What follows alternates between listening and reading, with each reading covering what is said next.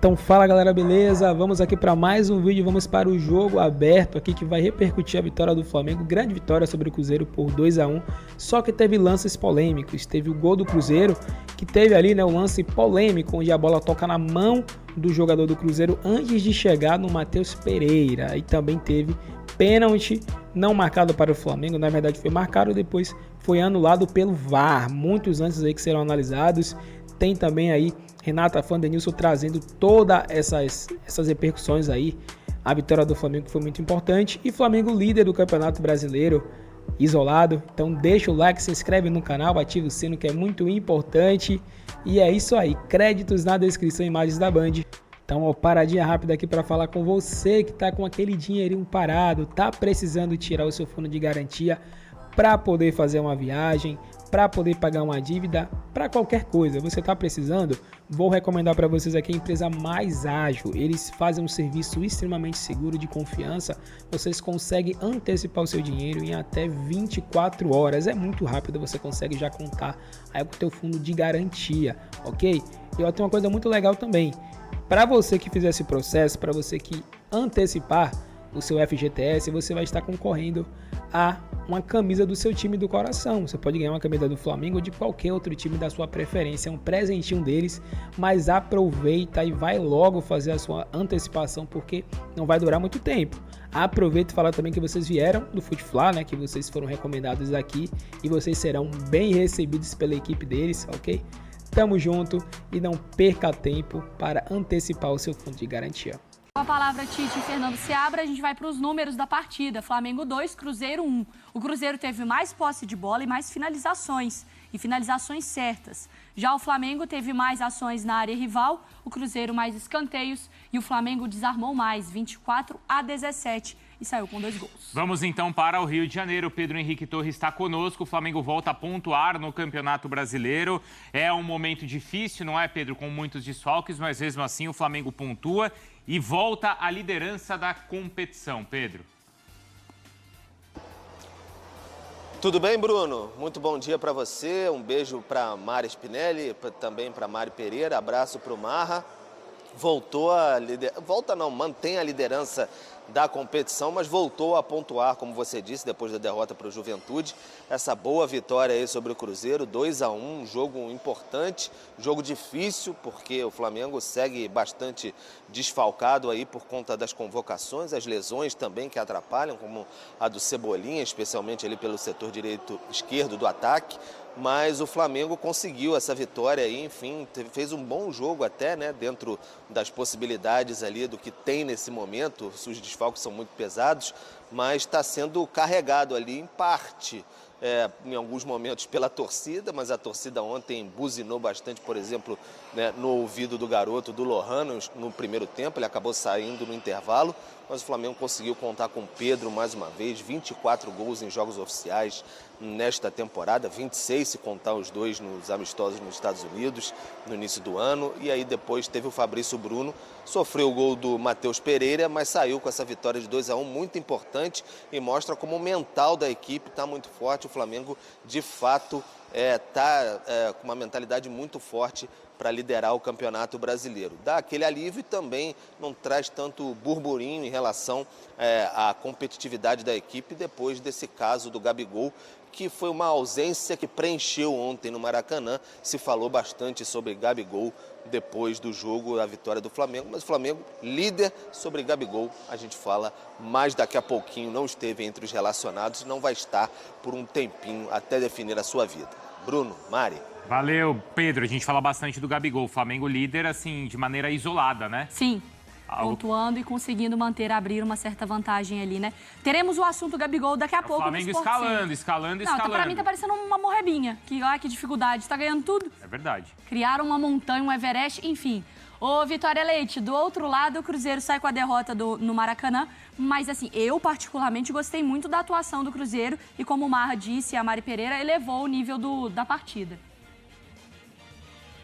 Bom dia, Mari. Um beijo para vocês do estúdio, para quem está nos acompanhando. Pois é, acho que o lado positivo, né, dessa derrota, né, quando a gente pensa numa derrota, parece que só tem o negativo de não ter saído com pontos, mas o lado positivo que o técnico Fernando Seabra não deixou de destacar na coletiva pós-jogo é justamente este, que diante do Flamengo o Cruzeiro fez uma ótima partida. É claro que a gente sempre vai destacar o talento individual do Matheus Pereira, que fez muita diferença ali, inclusive até o Tite fala, né, sobre essa questão de o Flamengo ter sentido o gol do empate do Cruzeiro, mas o Matheus Pereira é esse cara muito importante para o time, faz toda a diferença, tem 7 gols na temporada, 10 assistências, agora pertence ao Cruzeiro, né? A nova SAF do Pedro Lourenço conseguiu fazer esse acordo aí e o jogador vai ficar até 2026, pelo menos com o contrato, já que agora ele é jogador do Cruzeiro mesmo, e acho que dá para destacar essa parte de ter se posicionado melhor fora de casa, apesar desse resultado ruim, porque isso liga um alerta para o Cruzeiro. No Mineirão, o aproveitamento do Cruzeiro é de 100%, são 5 jogos, 5 vitórias,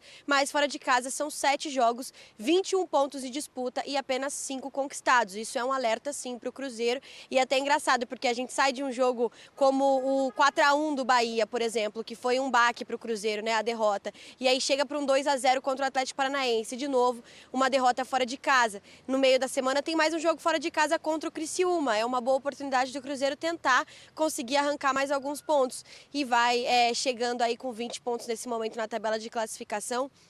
É o 7º colocado, está num lugar bem positivo para o Cruzeiro, tem um ótimo começo de campeonato brasileiro, até essa derrota era o melhor começo de campeonato, ainda é o melhor começo de campeonato brasileiro desde 2014, então assim, o Cruzeiro tem um início muito bom e está esperando aí a chegada de grandes reforços, então imagina a hora que esses caras chegarem, né? Falta pouquinho, dia 10 de julho já tem 6 reforços esperando para estrear pelo Cruzeiro, Mari. É muita expectativa para essa nova fase do Cruzeiro depois aí nesse segundo semestre. O Pedro e a Vicky voltam ainda no Sport Center para a gente falar mais também de Gabigol. Os destaques do Flamengo durante a Copa América. O Gerson, com 1 gol e 2 assistências, acho que mais também do que os números, a atuação, né, o contexto dele nos jogos. O Luiz Araújo com 2 gols e 3 assistências.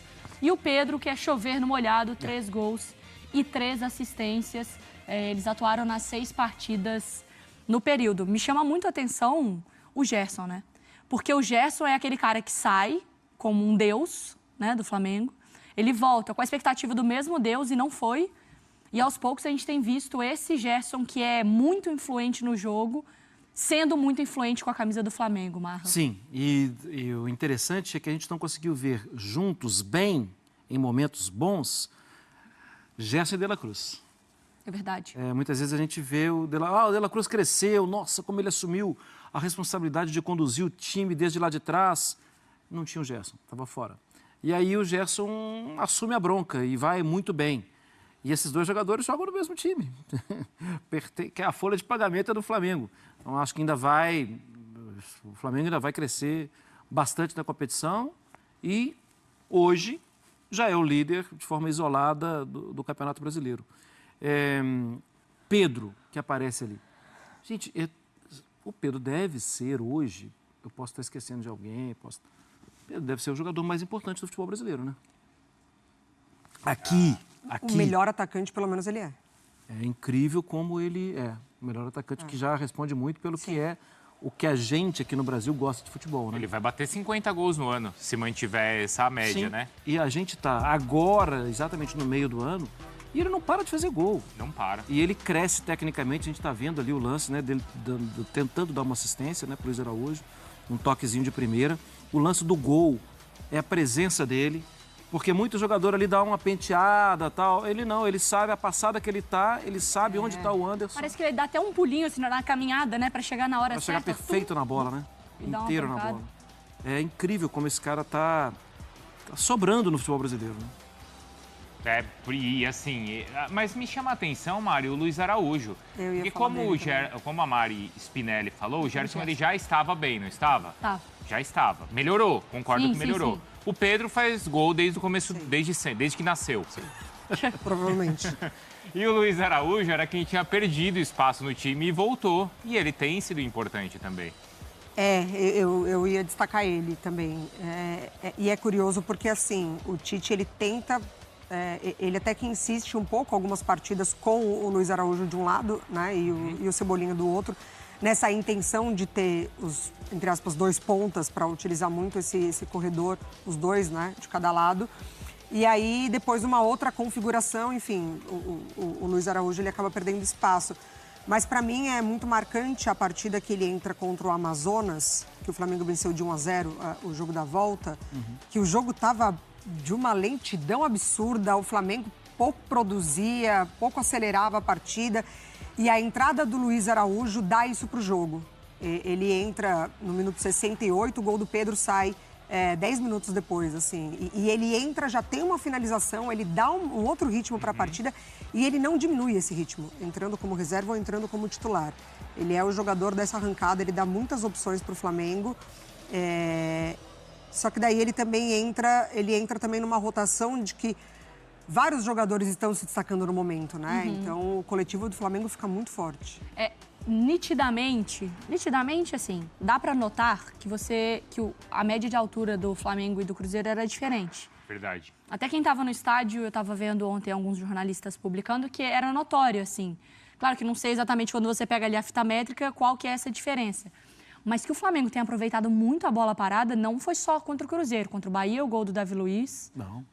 Ontem o Fabrício... E assim, teve logo em sequência aquela jogadinha do Fabrício Bruno pro Davi Luiz dentro da área, parecendo futebol. E essa jogadinha acontece com o Léo Pereira, acontece com outros jogadores rodando. O cruzamento do Luiz Araújo, que é na medida que é até um balãozinho, né? Parece. O Fabrício Bruno se movimentando certinho pro gol. Depois uma bola do Fabrício Bruno jogando pra área pro Davi Luiz dar de cabeça.